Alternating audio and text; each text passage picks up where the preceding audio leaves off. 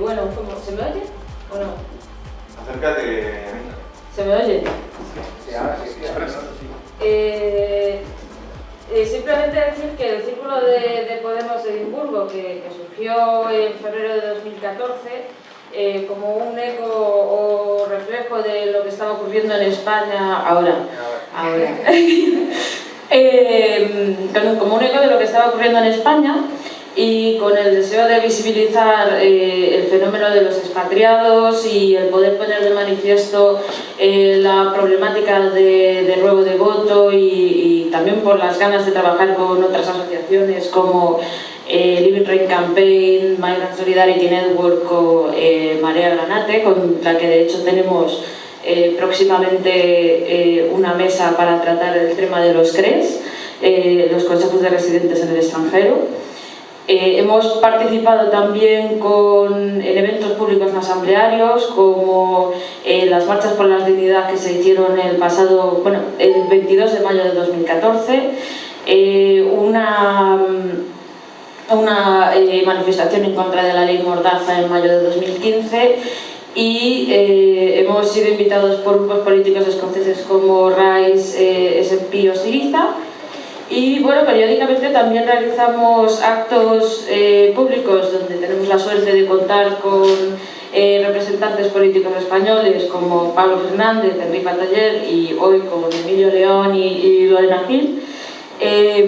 Y bueno, para ir abriendo un poco boca con el tema de lo que va a tratar la jornada, se nos había ocurrido poner un vídeo que yo creo que vale más que 1000 palabras.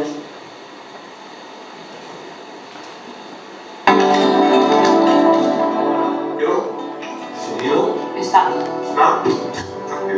Entrevista a Marta, toma hablo. Hola Marta. Hola Álvaro. Cuéntanos qué haces en Edimburgo.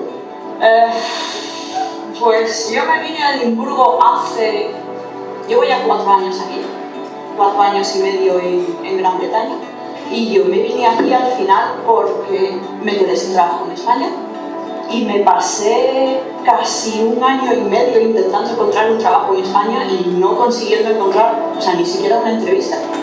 Y yendo al INEM y que la propia persona del INEM me dijera, es que no tenemos nada para ti, y sinceramente no creo que vayamos a tener nada para ti en bastante tiempo.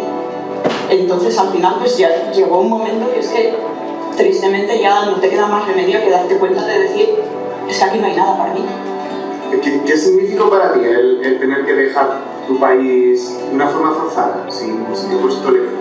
Pues yo creo el momento que más grabado tengo yo, porque yo he viajado bastante. Yo por ejemplo me cambié de ciudad para estudiar, yo me crecí en Guadalajara, pero me fui a Cádiz a estudiar, me fui a Santander a estudiar, me fui a Gran Bretaña a aprender inglés, y yo había viajado mucho, pero nunca había tenido la sensación que tuve como el día que me vine para aquí. Y me acordaré toda la vida de estar en Barajas, con mis maletas, yo sola, y con un billete de ida, nada más. Y diciendo, ¿por qué? O sea, ¿por qué estoy aquí? ¿Por qué tengo que estar aquí? O sea, y eso es una sensación que no he tenido jamás en todos los viajes que he hecho. ¿Crees que te han robado la dignidad de alguna forma, por haberte forzado a esta situación? Completamente. Yo no me quería ir. Yo no quería estar ahí, pero es que no me quedó otra opción. Y ahora me gustaría volver, pero es que no sé qué me voy a encontrar cuando vuelva. ¿No crees que haya una opción de volver real? Ahora mismo, hoy por hoy, no. A menos que cambien mucho las cosas, y es lo que quiero, es lo que estoy esperando, es en lo que confío en Podemos, en cambiar las cosas para que yo y mucha más gente podamos volver. ¿Qué haces desde aquí para cambiar las cosas? Bueno, aparte de estoy en el Círculo Podemos de Edimburgo, pues me parece importante que la gente despierte, que la gente sepa que ya va siendo hora de cambiar las cosas. Porque claro, es que lo que hemos venido haciendo hasta ahora es que no ha funcionado. Y yo creo que no ha funcionado porque es que los propios españoles no pintamos nada en lo que pasa en España y en lo que se decide en España, y no tenemos ninguna oportunidad de decir este es el país que queremos.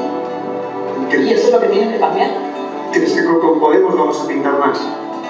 Yo creo, no conozco ningún otro partido político que le haya dicho a la gente: ¿quieres hacer política? Ven con nosotros, adelante, eres bienvenido. Y eso es lo que ha hecho Podemos.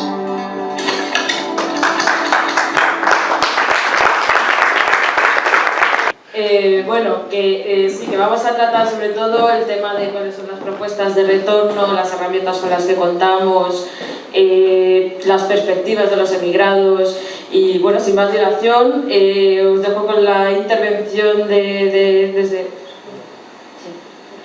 Segundo González, ¿vale? Hola, ¿me escucháis? ¿Ahí en Edimburgo? Perfectamente. Sí, sí. Parece que no. Sí, te escuchamos. Es que ahora ¿Sí? ¿Se me escucha? Se escucha, se escucha.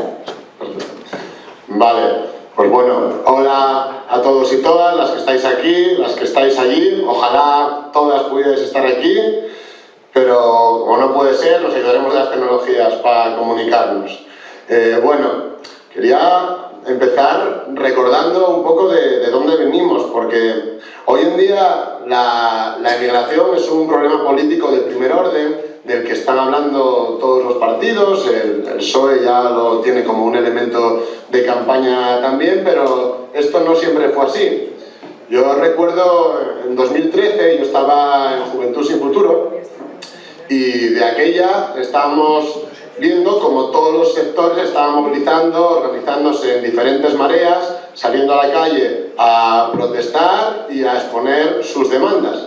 Pero también veíamos cómo había algunos que faltaban. Nosotros veíamos como continuamente amigos nuestros, gente que conocíamos, estaba yendo al extranjero, y no porque lo eligiera, sino porque no encontraba trabajo aquí y no encontraba forma de desarrollar su carrera profesional aquí. También veíamos que quienes estaban yendo era la gente mejor preparada, la gente que tenía unas expectativas laborales que aquí, con el trabajo que había entonces, con la falta de becas también para investigar en la universidad, pues no podía satisfacer sus expectativas y por lo tanto no podía desarrollar su carrera, y estaban yéndose al extranjero, a diferentes países. Entonces creíamos que eso no era un fenómeno atmosférico, que no era un problema individual de la gente que se iba, porque no era por elección propia, sino que era un problema político, que suponía esa fuga de cerebros, esa expulsión del talento de nuestro país, que nos parecía que lastraba no solamente a esta generación que nos teníamos que ir, que nos estaban echando del país, sino al conjunto de la economía, ¿no?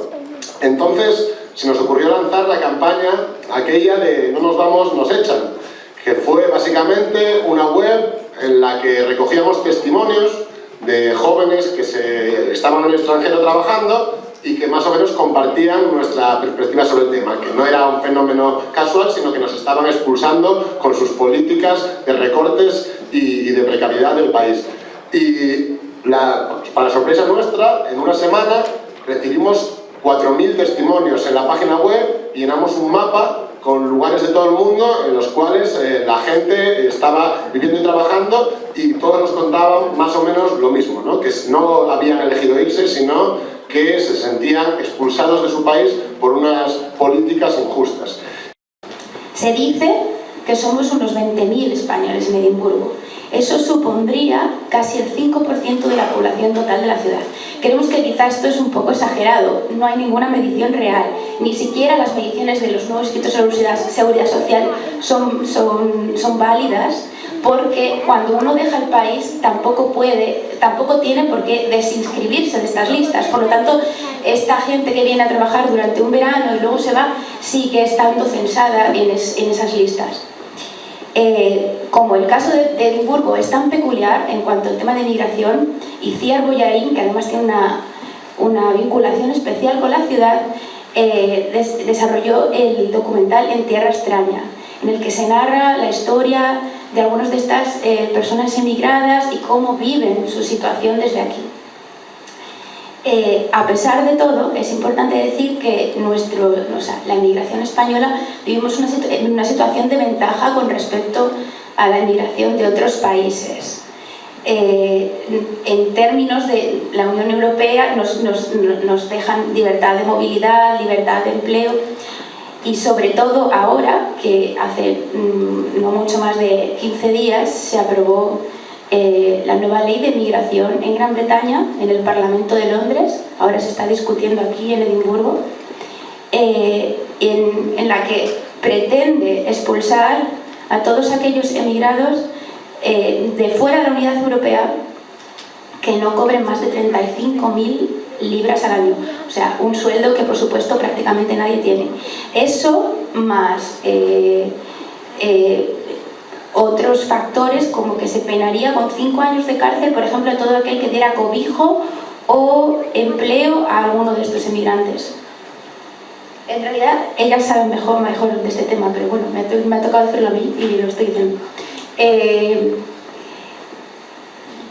Con Gran Bretaña decidiendo el 24 de junio si quiere permanecer en la Unión Europea o no, esto podría llegar a afectarnos a los españoles también. Bueno, de todas maneras, después de haberos dado todos estos datos, ilustraros de una manera un poco más numérica nuestra vivencia aquí, en realidad el problema de ser emigrados son las vivencias personales, emocionales, la dificultad de adaptación, el idioma, la precariedad laboral y todas las experiencias emocionales que vive uno, sobre todo por la falta de perspectiva que tienes de poder volver debido a la actual situación económica. Así que, para hablar de todo eso, os dejo con Nuria, que es una persona que tiene una experiencia y ha vivido aquí un montón de años y ha visto cómo esta evolución se ha ido produciendo.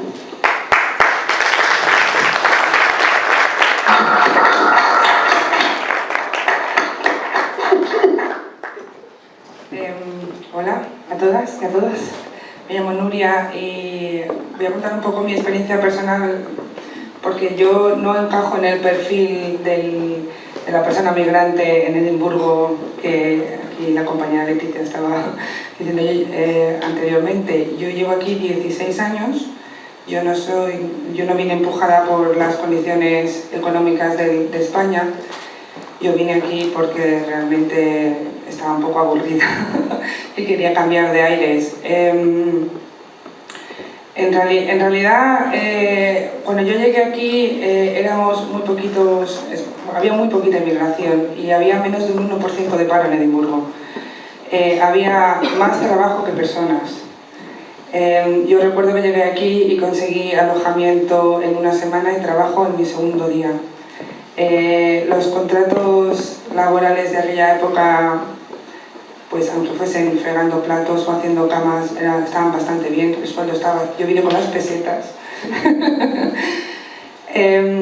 Pero a raíz del 2004 la cosa cambió un montón con la entrada de la Europa del Este en la Unión Europea y se empezaron a entrar nuevas medidas legales sobre un poco preveniendo la masificación de gente de la Unión Europea en el Reino Unido. No ocurrió en el 2004, ocurrió en el 2011, que empezó a venir un montón de gente, sobre todo del sur de Europa y mayoritariamente españolas y españoles. El perfil es completamente diferente, emigran mucha gente con estudios superiores, es decir que hay muy poquitas personas que emigran que tienen trabajos, lo que se llama aquí vocacionales o el antiguo FP. Esas personas que emigran con este tipo de estudios son las que consiguen trabajo primero y son las que tienen las condiciones laborales mejores, es decir. La situación un poco del emigrante forzado, como yo le llamaría, por las circunstancias económicas de un país, y aquí me refiero a toda la migración, no la de las dos velocidades, porque siendo europeo es un privilegio en algunos aspectos, tiene un impacto emocional bastante grande. Y aquí voy a leer, si me permitís, creo que fue en el 2007, un psiquiatra español llamado Joseba Achotegui descubrió, que es de la Universidad de Barcelona, descubrió un síndrome que se llama el síndrome de Ulises. Este síndrome era un poco basado en el estudio de la inmigración del norte de África a Europa, a España o de Latinoamericana, pero resulta que nos afecta también a nosotras y a nosotros. Entonces voy a leer un poco y dice así: los estresores más importantes son la separación forzada de los seres queridos, que supone una ruptura del instinto del apego, el sentimiento de desesperanza por el fracaso del proyecto migratorio y la ausencia de oportunidades, la lucha por la supervivencia, dónde alimentarse, dónde encontrar un techo para dormir, y en cuarto lugar el miedo, el terror que viven en los viajes migratorios, y esto se refiere a las pateras, a ir escondidos en camiones, las amenazas de las mafias o la detención y expulsión del país, y la defensión por carecer de derechos. Quiero decir que he leído esto porque la inmigración española, sin ánimo de victimizar, uno de los problemas más grandes en el primer año de migración es el sentimiento de desesperanza por el fracaso del proyecto migratorio. Todos y todos vienen aquí pensando que van a trabajar de lo suyo, que han estado no sé, X años en la universidad, han sacado no sé cuántos títulos y másteres, y se llegan aquí y pasan los años y sigues fregando platos y sigues teniendo contratos denigrantes y se te siguen denegando derechos como el básico, que es el del paro, por una legislación del 2004. Y este desánimo la gente llega un momento en el que piensa que ¿para qué he emigrado si no puedo volver y no puedo estar aquí? Es una situación de defensión que realmente tiene un impacto importante es que no sé cómo decirlo sin caer en el victimismo, pero tiene un impacto importante en tu estado emocional.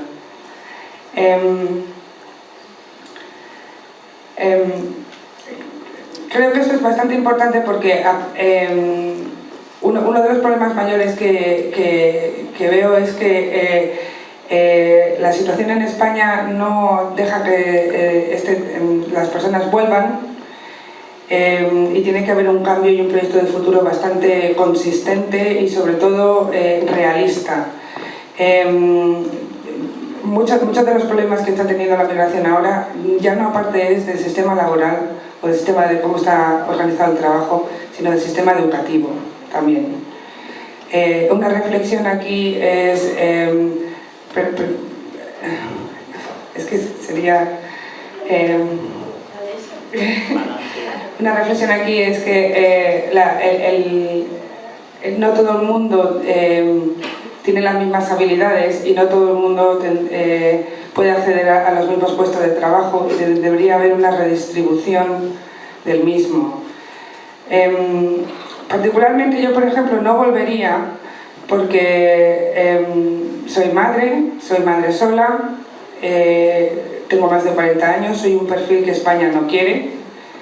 En este país se puede trabajar bien, se puede tener buenas condiciones laborales, es un país pionero en la conciliación laboral y familiar, y yo sería de las personas que yo personalmente no volvería. Y bueno, ya le paso el micro aquí a mi compañera.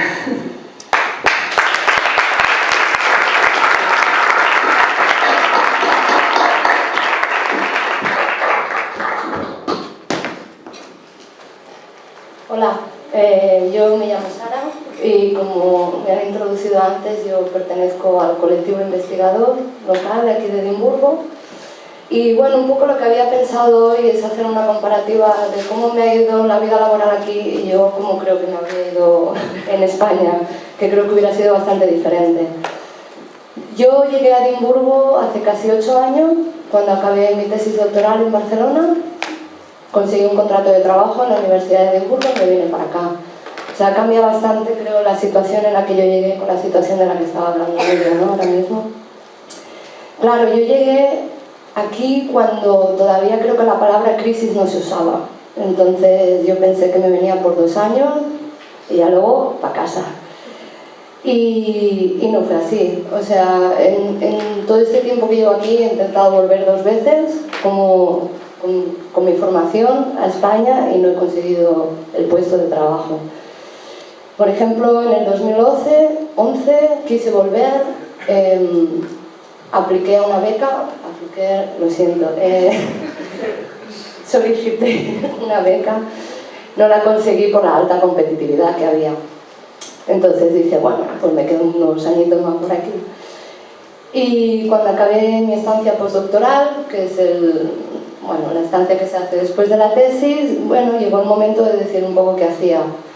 ¿Sigo así permanentemente o intento ser directora de un equipo de investigación? Y me lancé a la piscina. Tenía 2 opciones otra vez. Echar una solicitud aquí o hacerlo en España. Y hice las 2 cosas. En España, otra vez, ni me llamaron para la entrevista, no sé si había más de 200 solicitudes para ese puesto de trabajo, y es un puesto de trabajo que lo único que quiero decir es que no, es bastante específico, bastante técnico, o sea, no hay mucha gente, ¿no?, que vaya a echar una solicitud para ese trabajo, y ni me llamaron para la entrevista. Aquí sí, y lo conseguí, entonces claro, no me lo podía creer, ¿no?, la diferencia. Claro, una vez, como funciona la carrera investigadora es que, bueno, tú normalmente tienes un contrato de trabajo con la universidad o el instituto donde trabajes, pero necesitas dinero para llevar a cabo tu investigación. Así es en mi caso, en mi disciplina. Entonces, lo mismo, tuve que entonces echar una solicitud para que me dieran dinero. Y yo decía, ya verán, no me lo van a dar. Me lo dieron. O sea, si yo comparo el dinero que me dieron aquí con el dinero que me podrían dar en España sería como 6 veces menos. 6 veces menos, que lo que significa es que como directora de un grupo de investigación no diriges a nadie porque no puedes contratar a personal investigador. Entonces estás tú solo calentando la silla. En cambio aquí me permitió poder contratar a gente y realmente empezar algo que, bueno, es bastante desafiante, ¿no? Es toda una etapa nueva. Entonces, ¿cuál es la comparativa que yo hago? Pues que España no me ha dado ninguna oportunidad para volver y que en Reino Unido, o en Edimburgo específicamente, pues se me han ido abriendo puertas buscándolo, pero también, o sea, no sé, como que lo he encontrado bastante fácil en comparación, y en España siempre me he encontrado uno. O sea, uno, es que sois muchos, es que ¿dónde vas a ir? Es que hay un cuello de botella, no se puede. Entonces, un poco con mi experiencia o lo que he aprendido yo aquí, o un poco, a ver, creo que este sistema no es perfecto también, o sea, tiene muchos fallos. Un poco quería traer un mensaje también positivo y decir, bueno, ¿qué cosas se pueden mejorar? Yo hay cosas creo que se pueden mejorar. Tiene que haber transferencia tecnológica, tiene que haber divulgación científica. Yo creo que la gente tiene que entender que la ciencia es importante en su vida diaria, ¿no? O sea, la salud, todo depende de eso. Entonces, un poco sería, pues eso, que los presupuestos ojalá pudieran incrementar, ojalá la ciencia en España no estuviera basada en la explotación de los estudiantes de doctorado, sino en la contratación de personal investigador.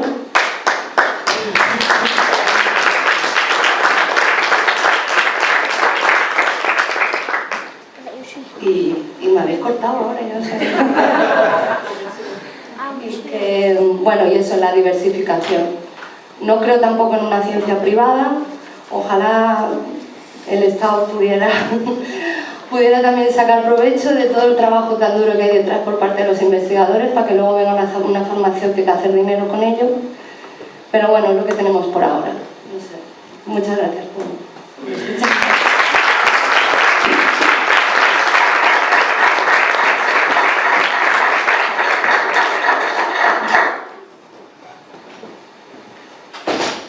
Bueno, después de esta intervención tan emotiva, como que no pega nuestra segunda ronda, pero voy a intentar. Como personas que somos activistas e implicadas socialmente, pues las tres somos personas que participamos de movimientos sociales aquí en Edimburgo. Yo soy parte del Círculo Podemos Edimburgo, que ya lo ha explicado antes un poco mi compañera Ana, en el que intentamos, por una parte, seguir conectados con la política, con lo que se está viendo políticamente en España, y además un poco también con la emoción de estar perdiéndonos un momento histórico, un momento de cambio y todas estas cosas.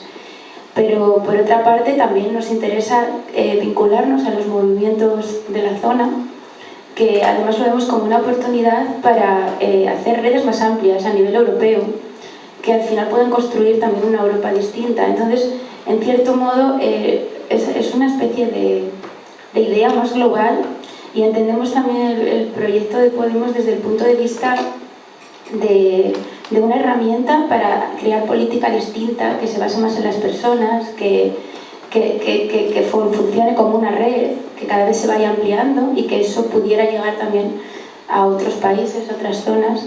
Y sobre todo es que aquí ellos nos ven como un ejemplo, entonces es muy interesante participar con ellos, con grupos como RISE o, bueno, bastantes grupos de la izquierda local.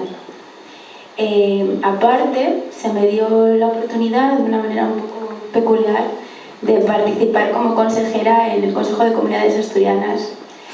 Y bueno, de momento no he tenido mucha participación con este grupo, pero el Consejo de Comunidades Asturianas funciona como una consultoría de la Dirección General de Migración, y nuestra misión es precisamente asesorar sobre la vida y las necesidades de las comunidades en el extranjero. Por tanto, el haberme incluido a mí ahí me parece una oportunidad importante que no podía dejar escapar, para poder poner más de manifiesto la situación real que vivimos aquí los emigrados. Otra cosa, que no sé si estáis informados, es que más que este organismo del Consejo de Comunidades Asturianas trabaja mucho con los centros asturianos que hay distribuidos por el mundo, lo cual es muy interesante porque se ha dado la oportunidad durante años de hacer que los asturianos emigrados tuvieran un poco de participación en la política, en la economía, en la sociedad asturiana.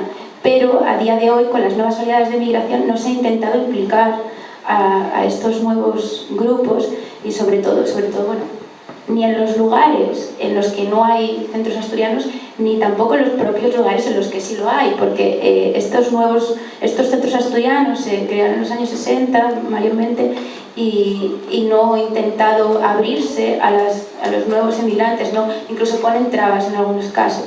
Por lo tanto, creo que este Consejo de Comunidades Asturianas se podría modificar de manera que nos diera más visibilidad a los que vivimos ahora esta nueva ola de migración.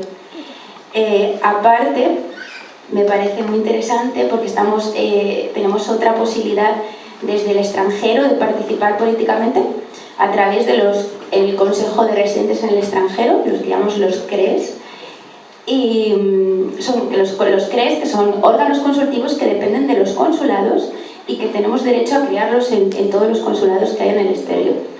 En el caso de Edimburgo, por el censo local, tendríamos derecho a 7 miembros, y ahora mismo estamos en el momento en el que podemos crear un grupo para presentarnos a las elecciones locales. Y eso nos permitiría participar políticamente directamente con España. Y si de hecho este grupo, por ejemplo aquí, funcionara de una manera activa y se involucrara con las necesidades locales de los emigrados, quizá podría tener más sentido estos organismos como el Consejo de las Comunidades Asturianas. Tendrían otros canales con los que comunicarse con los emigrados, podríamos decir. Y es muy interesante porque, aquí tengo una compañera de las que probablemente se presente como candidata para el Consejo de Residentes, y vamos a preparar una charla al respecto, que va a ser el día 24, que es el próximo viernes, no, el siguiente, sí, al día 24 de junio. Todavía no tenemos el lugar, pero estaría muy bien que vinierais todos y poder crear una candidatura plural. Es importante decir, perdonad que ya voy a acabar, que al Consejo de Residentes aquí del Consulado de Edimburgo no pertenecería solo la gente de Edimburgo, sino también de todo el norte de Inglaterra, la gente que viene a votar aquí, incluso del norte de Irlanda. Entonces se va a intentar hacer un grupo con gente de todas las ciudades. Ya está. Ahora os paso al lugar.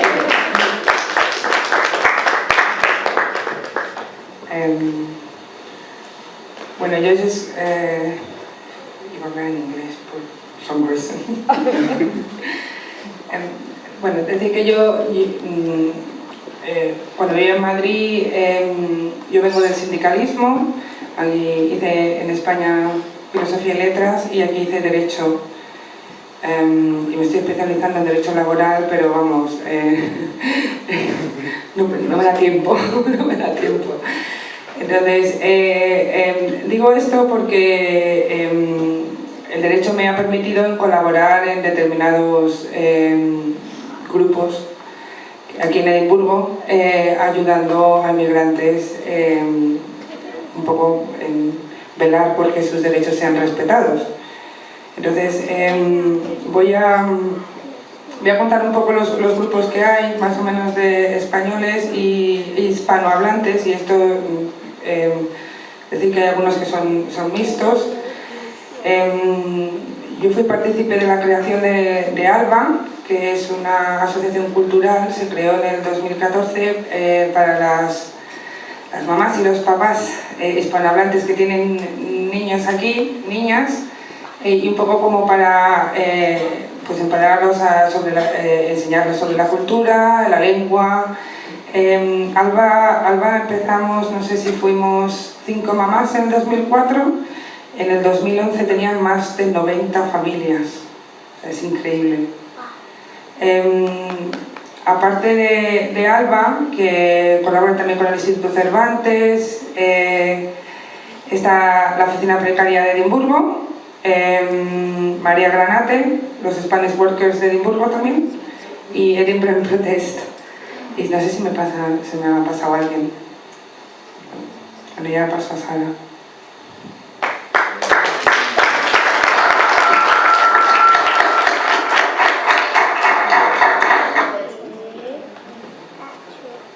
Durante mucho tiempo, pues la gente vivía la emigración como... yo la imagen en la que pensaba siempre que he estado en Francia, para mí estar fuera era como tener que afeitarme, pero no delante de un espejo, sino delante de una fotografía. Esta era la sensación, ¿no?, de esa nostalgia, ¿no?, con la que estás siempre mirándote, no en tu presente, sino en lo que tú eras. Esa es la escisión, ¿no?, que yo por lo menos lo sentía de alguna manera. Pero durante mucho tiempo vivíamos la inmigración como un cierto horizonte esperanzador, ¿no? Cuando antes de que llegase la crisis se vivía la inmigración como una oportunidad y tomábamos casi al pie de la letra aquello que decía Pessoa del paraíso, la felicidad en Australia, ¿no? Si estaba lejos, está en otro sitio. ¿Qué es lo que sucede? Que en un momento determinado las antípodas, Australia, ya es tu casa.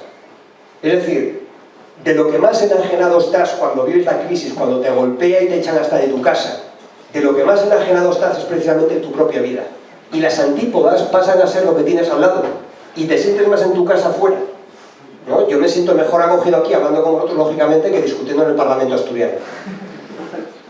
Eso que es un viaje como el de Doctor Who, en el que te preguntas quién eres y esto de qué va, claro, cobra sentido cuando la pregunta alcanza cierto carácter colectivo. Ayer casi no nos dio tiempo, pero dimos un pequeño paseo en una ciudad preciosa como Edimburgo. Leticia nos enseñaba el edificio este de la Cámara Oscura de Patrick Beardsley, ¿no? Yo decía, esa es la mejor síntesis de lo que es Podemos. Esta idea de, en la parte de arriba hay una cámara oscura, tenéis una escalera de caracol que hay que subir a todo correr para casi quedarse sin aire. Y una vez que estás casi sin aire arriba, miras por la cámara oscura y ves lo que no verías de forma normal.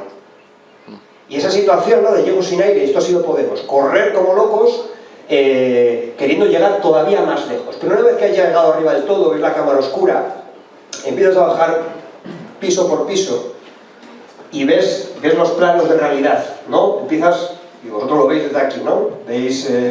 Veis cómo era vuestro pueblo, cómo era la localidad donde estabais, veis el país, es decir, ya tenéis una perspectiva completamente distinta de lo que es ese viaje, ¿no? Y eso es lo que aporta, entre otras muchas cosas. Provoca sufrimiento, porque dices, algo me estoy perdiendo, pero al mismo tiempo eso enriquece el proceso político. Pues eso lo hemos vivido, en cierta medida nosotros, casi sin movernos del sitio. Esto es una de las cosas que nos ha proporcionado toda la ola, el ciclo de cambio que habla en las plazas, que habla el 15M, pero especialmente con Podemos, donde hemos ido recorriendo peldaño a peldaño, diciendo el mundo no se acaba en las plazas, ¿no? Existe vida inteligente fuera del 15M, y hemos comprobado que todavía queda un montón de rincones por recorrer, y Podemos nos ha ayudado en buena medida a eso, ¿no? Estos días, ayer y hoy, mirábamos desde Escocia, y desde una ciudad preciosa en la que decíamos de broma, pues yo casi no tendría ganas de volver, ¿no? A pesar del clima, de que está todo muy oscuro, que como vivo en Asturias estás acostumbrado también a que llueva, por lo tal tampoco me sonaba tan extraño, pero no dejábamos de mirar desde la patria de Adam Smith, ¿no? Que si levantase la cabeza y viese los modelos económicos que utilizan para modelizar el TTIP, pues yo creo que se volvía la tumba, ¿no? Porque esos modelos económicos hacen casi de la astrología una ciencia exacta, ¿no? En comparación. Está este modelo de políticas de austeridad que nos vuelven a prometer otra vez, justo antes de las elecciones, que nos van a aplicar un recorte de 8.000 millones, ¿no? Lo que claramente nos están diciendo no es que hay que adoptar una medida técnica para sanear la economía española, nos están diciendo, ojo con lo que estáis votando. Y sin embargo, nos damos cuenta de que sus promesas no se cumplen. Y eso cada vez más gente ha estado consciente en nuestros años. En muy poquito tiempo las cosas han cambiado tan rápido como que quienes confiaban en ir al banco y retirar su dinero se encontraban con que el banco les decía que no y tenían las preferentes. Quienes iban a su casa, abrían las llaves, pensaban que estaban pagando una hipoteca, se encontraban desahuciados. Eso ha sumado a gente, a cada vez más sectores sociales que se han sentido desafectos de esas promesas, ¿no? El libre mercado nunca satisface la demanda futura. El mercado nunca está pensando lo que demandan las generaciones futuras. Por eso viven el delirio de que el planeta es infinito, de que los recursos que vamos a tener ecológicos no se van a terminar, y le importa un carajo lo que estaba pensando este chico que se acaba de tener que ir, ¿no? Que es en mis hijos, mi familia. Eso al mercado nunca le importó. Y nunca lo ocultó tampoco, que eso no le importaba. Pero claro, es que tampoco satisface las demandas del hoy.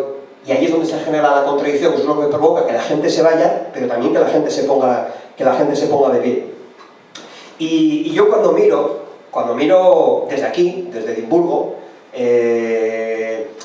nos encontrábamos en la calle a un compañero de Coldo que decía, joder, es que España es un país de pandereta, ¿no? Esa era la percepción, decía, es que nada funciona, joder, me he venido aquí, trabajo en la hostelería, pero me siento mucho más digno, mucho más reconocido, con mis horarios, con mi salario, y llevaba ya pues 5 o 6 años y seguía viendo España como un país de pandereta. Y yo le decía, efectivamente, hay muchas cosas que no funcionan, pero yo ya no lo vivo así. O sea, yo cada vez estoy más orgulloso de mi país, me siento cada vez más orgulloso de mi gente sois vosotros. Y así tenéis que sentirlo, la cantidad de gente que se ha movilizado, ¿no? Que nadie se quede con el relato elitista, ese relato que dice, fíjate cómo son los españolitos de a pie, que se roban los unos a los otros, fíjate lo que hace por tener una cañita, le engaña al otro y dice, pero vosotros ¿qué habéis hecho? O sea, esta gente que se llevaba el dinero a Panamá, ¿no? ¿Qué lecciones morales tenía que dar? Ese relato elitista que despreciaba a Podemos porque decía, esto es populismo, esto simplemente le dicen a la gente lo que quiere escuchar. Y no lo respondíamos, no. Cuando yo entré en el Parlamento asturiano, le dije al presidente asturiano, yo fui el único candidato a la presidencia que tuvo Podemos a nivel autonómico. Fuimos el único proceso de investidura. Fue el único sitio en Asturias donde el PSOE empezó a sudar la gota gorda porque podía haber perdido la presidencia en una comunidad autónoma. Y cuando yo me dirijo al presidente, que no es tan conocido como Susana Díaz, a pesar de que van todo el día de la mano, yo le decía, lo que venimos a hacer aquí no es decirle a la gente lo que quiere escuchar, venimos a deciros lo que la gente quiere decir. Venimos aquí, a este Parlamento, a que tengáis que escuchar lo que hasta ahora permanecía fuera de estas paredes. Y para poder decir lo que la gente quiere decir, hay que escuchar. Hay que venir a Edimburgo, a escuchar persona a persona, cada minuto que pasemos aquí, tratando de comprender qué es lo que le pasa a la gente por la cabeza, qué es lo que les movilizaría a volver, o simplemente a quedarse, y a quedarse disfrutándolo con orgullo, no con ese sentimiento amargo de me gustaría volver a encontrarme con mi familia, pero joder, que aquí tengo curro. Y estar ahí siempre amargado diciendo, pero ¿cómo puedo contribuir? Con lo que he preguntado también el COPA acerca de la circunscripción exterior, pues desde luego que no necesariamente votando, que también está muy bien, pero tú sabes perfectamente que lo que puedes aportar, y lo hemos estado hablando hoy, precisamente hablando de ciencia y tecnología, lo que hay que aportar es capital social de gente que tiene un montón de cosas que contar, ¿no? Y devolverle la ilusión a un país que se merece algo más que lo describan como un país de pandereta, donde ha vivido el 15M, las manchas del 22M, las mareas ciudadanas, todo lo que ha supuesto a Podemos. Le hemos dado un vuelco al país entero en apenas unos meses. Y por eso esa percepción de algo me estoy perdiendo. Y eso no lo tenéis que vivir con desazón. Yo estoy convencido de que seguís con mucho más detalle lo que pasa en el día a día que mucha otra gente que vive en el país. Pero es que es normal cuando te han machacado una y otra vez diciendo estás cobrando una pensión, estás cobrando el PER, eres un minero prejubilado, eso le come el alma a cualquiera. Y no hay que culpabilizar a la gente por sentarse delante de la televisión, hacer lo que buenamente puede para sobrevivir. Y ya sé que es jodido porque tenéis ganas de poder volver, algunos y otros no. Algunos simplemente decís, quisiera tener la oportunidad, ahora mismo no quiero volver, pero quizás en algún momento quiera hacerlo. Y estáis diciendo, me cago en Dios, estáis allí viendo la televisión en vez de cambiar el país para mí. Y claro, eso es fastidiado porque claro, le estamos pidiendo a la gente que está allí que cambie el país para que cuando nosotros volvamos esté en mejores condiciones de que cuando fuisteis. Pero al mismo tiempo, lo que clama la gente y grita es que os necesita, pero necesitaros no significa que materialmente tengáis que estar allí. Tenéis que estar emocionalmente dando apoyo y aportando la experiencia que tenéis aquí. No sabiendo las oportunidades que hay, pero también todas las dificultades que supone ese viaje. Porque claro, Ulises para poder disfrutar del viaje, tenía que tener a Penélope tejiendo en casa. Porque para que haya viaje, tiene que haber un punto de salida y un punto de vuelta. Y que para que Ulises pudiese contar su odisea, tenía que haber alguien esperándole, haciendo y deshaciendo, para que nada cambiase cuando él volviese. Termino. Un compañero, trabajando en la última campaña electoral, estaba ensobrando, porque claro, como no tenías dinero, lo más caro siempre es el mailing, pues estábamos ensobrando horas y horas, allí como hacemos un taller de Zara, todos allí puestos. Ya veis que hacemos un poquito de todo. Si me toca hacer streaming, a mí no se me caen los anillos, me da igual ser portavoz parlamentario, yo cojo, grabo un vídeo, quien haga falta, porque yo quiero que la gente, mis compas, se les vean igual de bien que se me ve a mí cuando salgo en la televisión. Entonces estás allí ensobrando con los compas y te cuentan lo que vive. Y había un chico que tenía discapacidad y que le habían despedido de la empresa de reparto en la que trabajaba. Y yo, claro, yo vengo también de trabajo sindical y durante muchos años fui militante y activista de un sindicato de Asturias y claro, lo primero que me salía es, pero déjate de ensobrar y vamos a reclamarlo, ¿no? O sea, de que te han quitado el periodo de prueba, no te van a pagar la indemnización, vamos a hablar con este tipo y ya verás cómo se arregla. Y lo que me contestó el compa fue, no te preocupes. No te preocupes porque por una vez no voy a reclamar lo que me corresponde, porque no quiero perder ni un solo minuto de estar ensobrando aquí. Por primera vez la gente en el país vive que es mucho más útil, como mucho más útil, el ensobrar, pegar carteles, repartir panfletos, verlas esta noche si hace falta para tener argumentos para luego contárselo al vecino en el bar. Ese es